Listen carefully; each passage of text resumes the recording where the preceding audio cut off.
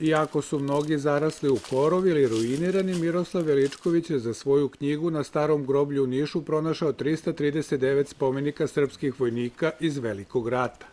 Od ovog spomenika Mihajla Đulić Zibarića krenulo je moje istraživanje Starog groblja i iz tog istraživanja nastala je knjiga Spomenici vojnika i ratnika na Starom groblju u Nišu. Ovde leži 35 pripadnika čuvenog Gvozdenog puka. Četvorica su sahranjena jedan do drugog. Poginuli su na Koti 650 u prvim danima Bregalničke bitke.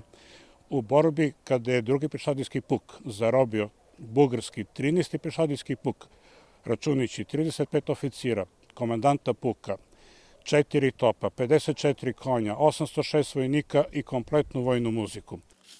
Pred sam kraj istraživanja pronađen je grob Prote Petra Ikonomovića. Bio je jedan od čelnika Niškog komiteta, borac za oslobođenje i najpoznatiji sveštenik Niša u 19. veku. Prote Ikonomović je sveštenik koji se nalazi na Avgustinčićevom spomeniku oslobodioca Niša u samom centru našeg grada.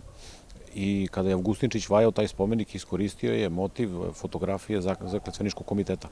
Milić Petković bio je jedan od 1300 kaplara. Njegova porodica je u borbama za slobodu dala 7 žrtava i zato Veličković predlaže da se jedna od ulica u Nišu u budući zove ulica porodice Petković. Sa 7 žrtava oni su zaslužili makar jednu ulicu u ovom gradu.